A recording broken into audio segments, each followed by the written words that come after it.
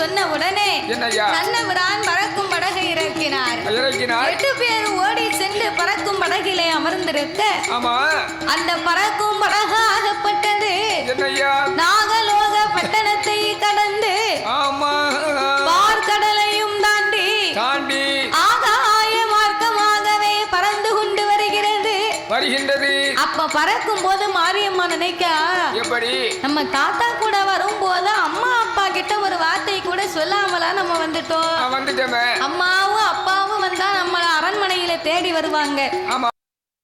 தாயாகப்பட்ட நினைத்தவுடனே சரி நாகக்கன்னிக்கு நாசி உலைந்து நச்சென்று தும்மலிட்டு அது என்ன 2 பேருக்கு ஒண்ணு போல வருது. அவருக்கு நமக்கு ஒத்துமை. அதனால எனக்கு தும்மல் வந்தா தும்மல் விடுவாரு. எனக்கு கொட்டாய் வந்தா அவருக்கும் கொட்டாய் வரும். நான் அழுதோம்னா அவர் அழுவாரு. விடிய காலம் எப்படி போவிய? விடிய காலம் ஒண்ணு போல சேர்ந்துதான் போவோம். ஒரே சீட்ல இருந்து போவோம். அதனால ஒரு ஒத்துமை தான். அதாவது எங்க தாத்தாவுக்கு 2 மணி 3 மணிக்கெல்லாம் தும்மல் வரும். ஏன் வருது?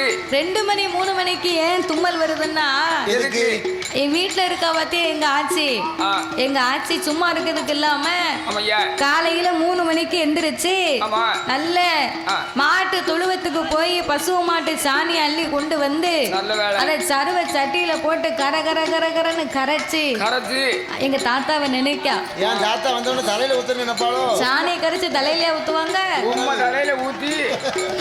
சரி சாணியை கரைக்கும் போதே தாத்தாவை ஏன் நினைக்கான்னா அதிகாரி நேத்தே வீட்டை விட்டு வெளியே போனாரு. இன்னைக்கு விடிய காலம் 3 மணிக்கு வில்லுப்பாட்டு முடிஞ்சு 4 மணிக்கு வீட்டுக்கு வருவாரு.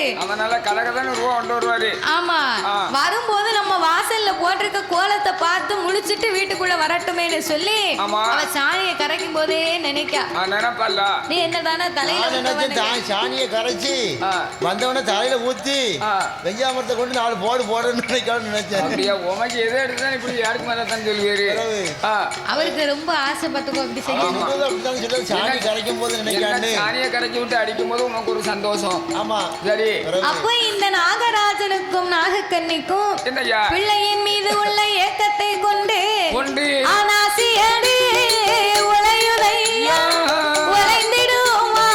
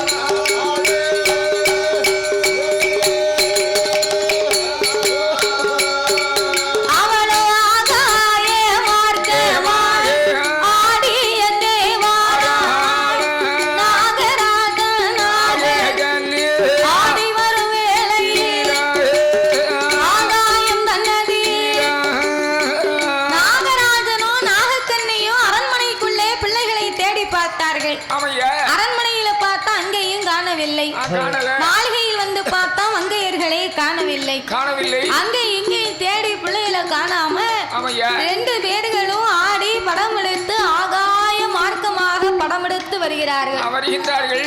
அப்படி ஆகாய மார்க்கமாக படம் எடுத்து வரும்போது வருகின்ற போது பறக்கும் படகு ஆகாயத்திலே பறந்து கொண்டிருக்கிறது. ஆமா. அப்ப நாகக்கண்ணி பறக்கும் படகை கண்ட உடனே என்னாச்சு? பெற்ற பிள்ளைகள் 8 பேரும் பறக்கும் படகு இருப்பதை கண்டு கொண்டார். ஐயையோ மன்னா நாகராஜா, நாமளுக்கு தெரியாமல் யாரோ ஒரு கிழமை நாமல் பிள்ளைகளை அந்த பறக்கும் படகுல வைத்துக் கொண்டு போகின்றார். வாரும் என்று சொல்லி 2 பேர்களும் பறந்து படகுக்கு முன்னால 2 பேரும் சீறி படம் எடுத்து நின்னாங்க பாரு.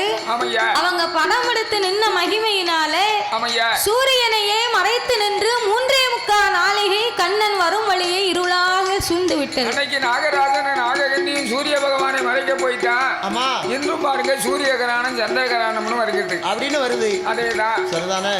அப்போ சூரியனையே மறைத்து நின்று சரி 3.25 நாளிகை கண்ணன் வரும் வழியை இருள் சூழ்ந்து எம்பெருமான் தலை குனிந்து நிற்க ஆமா ஆண்டவன் வரத்தை கொடுக்கும் போதே சாபத்தை கொடுத்துத்தான் வரத்தை கொடுத்தார். ஆமா. எப்படி கொடுத்தார்? எப்படி ஐயா? பிள்ளைகளை எடுத்து வரும்போது 3.25 நாளிகை வழி தெரியாமல் தலை குனிந்து நிற்பார் என்று சொல்லியே அனுப்பினார். அந்த சிவன் கொடுத்த சாபங்கள் எல்லாம் நீங்கி கண்ணபிரான் கைலாசமலைக்கு வரும்போது வருகின்ற போது 3.25 நாளிகை முடிந்தது. 3.25 நாளிகை முடிய மடியிலே வைத்திருந்த நாகடாலி வேற எடுத்து 2 பேர்களுக்கு முன்னாலே நீட்டினார்கள். 2 பேர்களுக்கு முன்னாலே நீட்டின உடனே நாகம் 2ம் படத்தை சுருக்கி படத்தை சுருக்கி தன் குணமாக சாந்தமாக இருக்க கண்ணபிரான் தன்னுடைய சுய ரூபத்தை எடுத்தார். நாகராஜனும் நாகக்கண்ணியும் கண்ணா வருக மாயவா வருக மதுசூதனா நந்த கோபாலா நவநீத கிருஷ்ணா கோவிந்தா கொண்டல் வரணா ஸ்டாண்ட் வாழப்பழமா கோவிந்தா கொண்டல் வருணாவென்று கண்ணபிரானை கை தொழுது வணங்கி நின்றார்கள். கை தொழுது வணங்கி நிற்கும் போது அப்போ வணங்கி நிற்கக்கூடிய வேளையிலே என்னையா மாயவா கோபால கண்ணா பிள்ளையே இல்லாத எங்களுக்கு இப்படி 8 பிள்ளை வரத்தை கொடுத்தீர்கள்.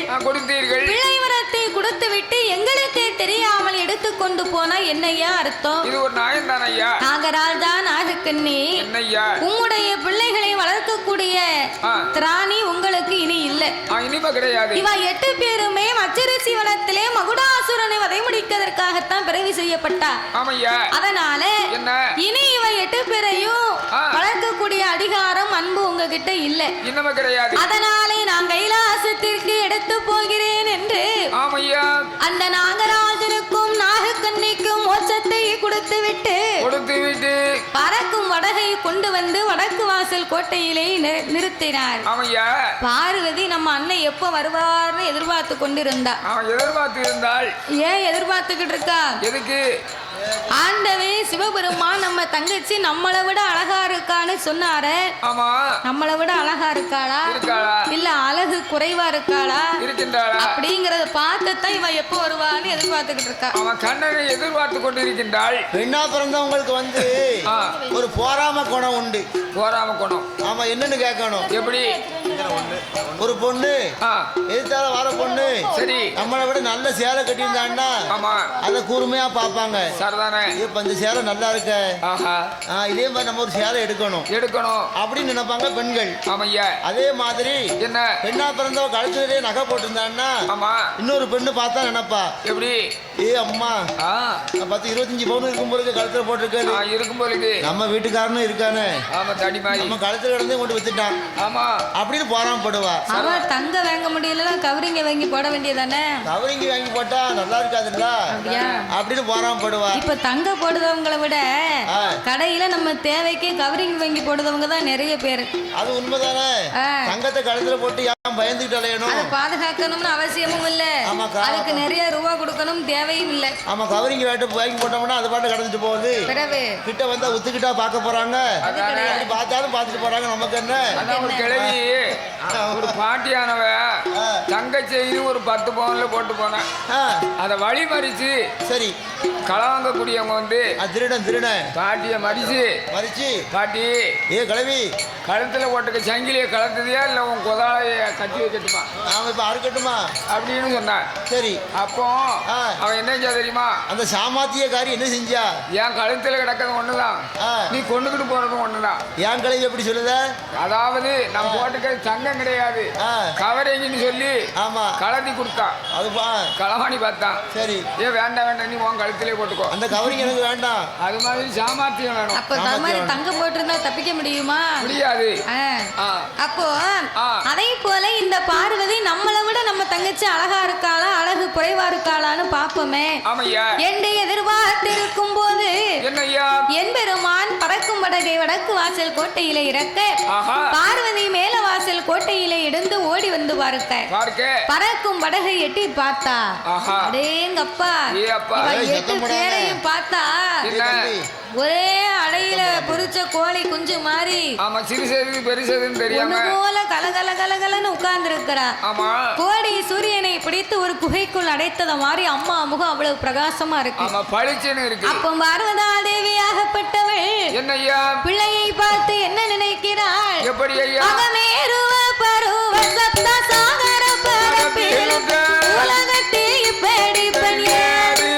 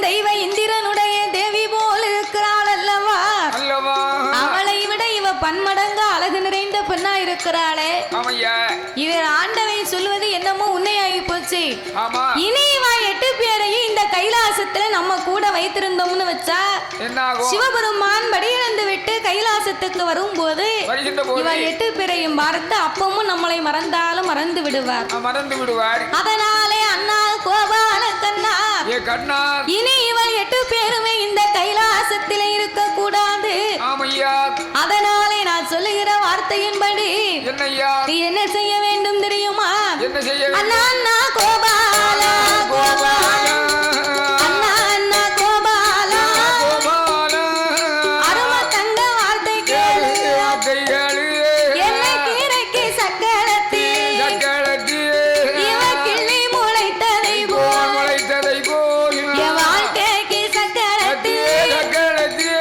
என்ன சக்கரத்தி வந்து முகம் முளைத்திருக்கா என்ன வந்து முகம் முளைத்திருக்கா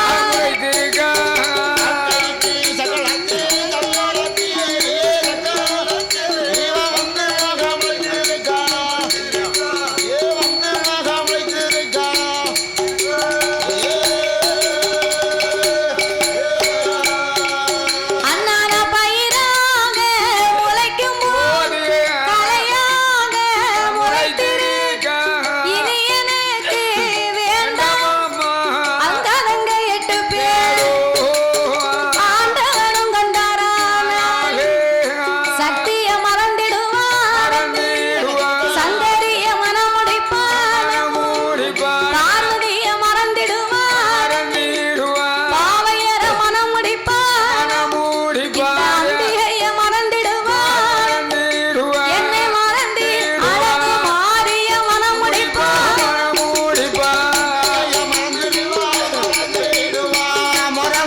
அழகு மாறிய மனமுடிப்பார்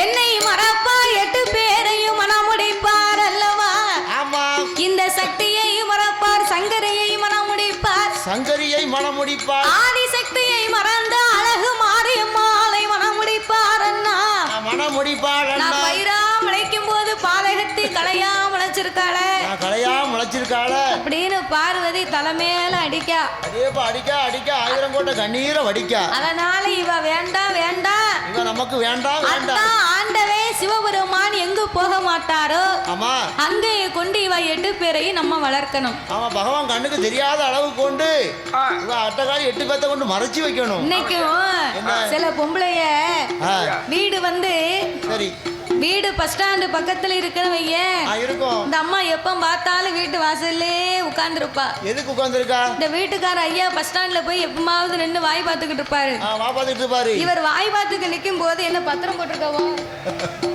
இந்த மனுஷன் எப்போ வருவான் வரட்டும் அப்படின்னு எதிர்பார்த்து நிற்பா கட்டிய மனைவி எதிர்பார்த்தா இந்த ஐயா பஸ் ஸ்டாண்ட்ல போய் நின்று வாய் பார்த்துக்கிட்டு இருந்தா இந்த அம்மா அந்த ஐயா என்ன செய்யறாரு எங்க போறாரு என்ன ஏதுன்னு உட்கார்ந்து வேடிக்கை பார்த்துக்கிட்டே இருப்பா அப்படியே ரோட்டத்தை பார்த்துக்கிட்டு இருப்பா அப்ப இந்த ஐயா ரோட்ல நிற்கும் போது அந்த ஊர்ல இருந்து வெளியூர்ல கட்டி கொடுத்த பிள்ளை அன்னைக்கு ஏதாவது ஒரு நாளைக்கு வீட்டுக்கு வரணும்னு வந்தா தாய் தாப்பா வீட்டுக்கு வருவா பிள்ளை இடுப்புல வச்சுக்கிட்டு ஆமா அப்ப உள்ளூர் பிள்ளையா இருக்காளே நமக்கு தெரிஞ்ச பிள்ளை இவருக்கு தங்கச்சி முறையா இருக்கும் 10ஆம் கிளாஸ் வரைக்கும் ஒன்னாவே படிச்சோம் ஆமா இந்த அம்மா பஸ்ஸை விட்டு கீழே இறங்கி வந்தா இறங்கி வந்த உடனே அப்ப அந்த ஐயா சொல்லுவாரு என்ன சொல்லுவாரு ஏ தாயி நல்லா இருக்கியா நல்லா இருக்கியா உன் வீட்டுக்காரர் நல்லா இருக்காரா உன் பிள்ளைகள் எல்லாம் சௌக்கியமா 2 பிள்ளைகள் இருக்கே உன் வீட்டுக்காரர் வரலையா அவர் பைக்கில வராரு நல்லா இருந்தா இப்படி மெரிஞ்சு போறியே தாயா என்னாச்சு நான் பிள்ளைகளை கூட்டு பஸ்ல வந்தேன் அப்படின்னு இந்த அம்மா கிட்ட நின்னு இந்த ஐயா பேசிக்கிட்டு இருப்பாரு இந்த அம்மா வீட்டு வாசல்ல நின்னு இவரையே வேடிக்கை பார்த்துக்கிட்டு இருப்பா அவன் என்ன பேசுறான் யாரு பேசுறான் யார்கிட்ட பேசுறான் ஆமா இவனுக்கு அவட்ட என்ன பேச்சு அப்ப இந்த அம்மா நினைப்பா நம்ம மனசுல என்ன நினைப்பா தெரியுமா என்ன நினைப்பா நம்ம வீட்டுக்கு வந்தா மட்டும் இந்த பையன் மூஞ்ச கருக்க வச்சுக்கிட்டு உம்முன்னு இருக்கா நம்ம முகத்தை பார்த்தா மட்டும் அவனுக்கு உம்முன்னு இருக்கான் ஓட்ட எவ்வளவு பஸ்ல இறங்கி கீழே வாரா அவகிட்ட மட்டும் நல்லா பல்ல காட்டிக்கிட்டு ஈன்னு நிக்கா பல்லு 32 தெரியாத மாதிரி இழுச்சி இழுச்சி பேசுதான் சிவாய நமக அப்படின்னு சொல்லி அப்படி மந்திரத்தை கடைசியில மாப்பிள்ளைக்கும் பொண்ணுக்கும் சுவாகான்னு போயிருவார். சுவாகையா? சுவாகா. சுவாகவா? சரி. அப்போ அக்கினி சாட்சியாக திருமணம் பண்ணுகிறார்கள். அக்கினி சாட்சியாக ஆண்டவன் அங்கேயும் வந்து நிற்பார். ஆமா. அப்ப பகவான் போகாத இடம் எங்கதான்? சிவபெருமான் போகாத இடம் ஒரே ஒரு இடம் தான் இருக்கிறது. எந்த இடம்? அதுதான் காண்டவா வனமாகப்பட்ட சந்தனமாம் சோலை. அந்த சந்தனமாம் சோலையிலே சென்று மூவாசை வருத்த சந்தன மகாமுனிவரிடத்திலே ஒப்படைக்க வேண்டும் என்று மண்ணாசை பொன்னாசை பெண்ணாசை இந்த 3 ஆசைகளையும் வெறுத்து சந்தன மகாமுனிவர் சந்தனமாம் சோலையிலே வாழ்ந்து வருகிறார். அந்த மூவாசை வெறுத்த முனிவரிடத்திலே கொண்டு நம்ம பிள்ளைகளை கொடுத்தா பிள்ளைகளுக்கு எந்த சேதமும் வராது. அப்படி என்று சொல்லி சந்தனமாம் சோலையிலே சந்தனமாம் சோலையிலே சக்தியர்கள் 8 பேர் சந்தனமா முனிவரே ஒப்படைக்க வேணும் என்று சக்தியரை எடுத்துக்கொண்டு தாமோதரன் சக்தியரை எடுத்துக்கொண்டு அழகு தாமோதரன் வாராரு.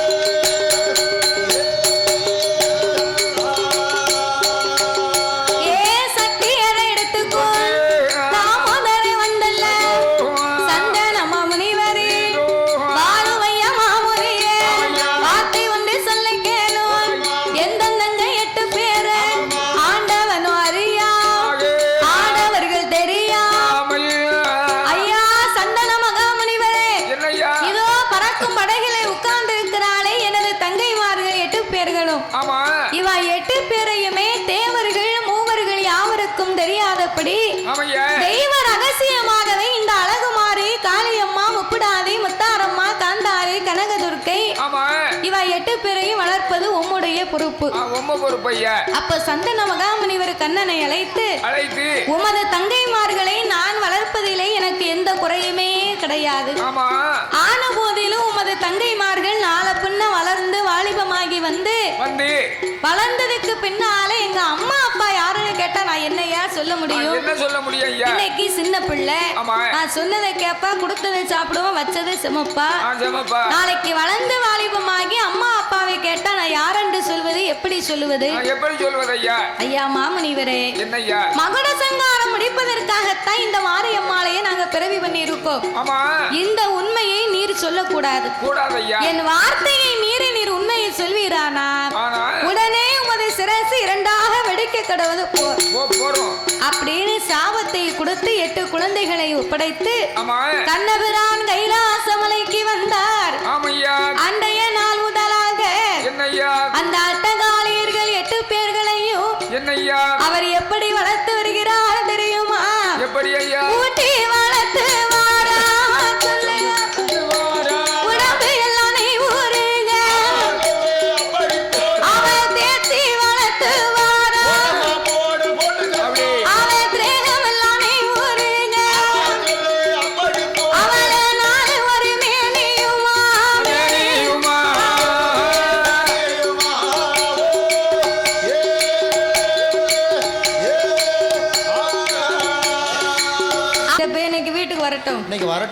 பருப்பு கடையை துடுப்ப கொண்டு வாயில இடிக்கேன் அப்படின்னு இந்த அம்மா வாசல்ல நின்று ஏசிக்கிட்டே உட்கார்ந்துருப்பா. அவருக்கு தங்கச்சி முறையாத்தான் இருக்கும். இவ மனசுக்குள்ள ஒரு சின்ன பயம் இருக்கும். அந்த மனுஷன் யதார்த்தமா பேசியிருப்பாரு. எங்க நம்மளை விட வேற யாரு மேலேயும் பாசம் அதிகமா வச்சிருவாரோ அப்படின்னு இவளுக்கு ஒரே கவலையா இருக்கும். பாத்துக்கோ உண்மைதானே? அந்த கவலை தான். அது வேற ஒண்ணும் சந்தேகம் தவறு எல்லாம் கிடையாது. அந்த அம்மாவுக்கு அவர் மேல அன்பு அதிகம் இருக்கும். நம்ம மேல இருந்து வேற யாரு மீதாவது அந்த அன்பு போயிருமோங்கிற பயன்தான் காலப்போக்கிலே சொல்லி சொல்லி அது சண்டையாகி சந்தேகமாகி இப்ப குடும்பமே டைவர்ஸ் ஆயிரும். பெரிய பிரச்சனை விட்டுரும். பிறகு அத மாதிரி ஆண்டவன் வந்து அப்படிப்பட்டவர் கிடையாது. அவர் தங்கத்திலும் தங்கம். ஆனா பார்வதி மனசுக்குள்ள ஒரு சின்ன பயம். அவ பெண்ணா பிறந்தவதான இருக்கத்தானே செய்யும். சரி. அப்ப இந்த பார்வதி சிவபெருமான் எங்கே போக மாட்டாரோ அங்கே கொண்டு இந்த அழகுமாரி அம்மாளை நம்ம வைக்கணும். ஆண்டவே போகாத இடம் எங்க இருக்கு? பகவான் போகாத இடம் எங்க இருக்கு? எங்க பார்த்தாலும் பகவான் போவாரு. ஆமா. ஒருவேளை பகவான் வந்து பிராந்தி கடைக்கு போக மாட்டாரோ? யாமையா போக மாட்டாரு. பிராந்தி கடைக்கு பகவான் போக மாட்டாரு. நம்ம கூட்டமா இருக்குன்னு போக மாட்டாரு ஹீரோ. ஆமா, அது கிடையாது. அதாவது டாஸ்மார்க் கடையில காலையில கடையை திறந்த உடனே ஒரு பத்தியை பொருத்தி வச்சு தேங்காயை உடைச்சு ஒரு ஆப்பாட்டுல உடைச்சு வச்சு அப்படியே சாமி கும்பிட்டு எடுத்தா நேத்து 1.5 லட்சத்துக்கு வித்துச்சு. நேத்து இன்னைக்கு ஒரு 50 லட்சத்தை சேர்த்து 2 லட்சத்துக்கு விற்கன்னு சொல்லி அந்த இறைவனை நினைச்சு போனி பண்ணுவாங்க. ஆமா சரிதானே. அப்ப ஆண்டவன் அங்கே இருக்காரு. சரிதான். அங்க இருக்க போய் தானே வியாபாரம் நல்லா நடக்கு. நல்லா நடக்கு. பிராந்தி கடைக்கும் பகவான் வராரு. பிறகு அப்ப சடங்கு வீட்டுக்கு பகவான் போக மாட்டாரு. சடங்கு வீட்டுக்கு எப்படியா போகாம இருப்பாரு? தீட்டு வீடு. சடங்கு வீடு தீட்டு வீடுன்னு நம்ம சொல்லுதோம். ஆனா ஆண்டவனுடைய அனுக்கிரகம் இல்லையான ஓவியம் சேனலை லைக் பண்ணுங்க, ஷேர் பண்ணுங்க, கமெண்ட் பண்ணுங்க, மறக்காம சப்ஸ்கிரைப் பண்ணுங்க, அப்படியே அந்த பெல் ஐக்கானையும் கிளிக் பண்ணுங்க. தேங்க்யூ ஃபார் வாட்சிங்.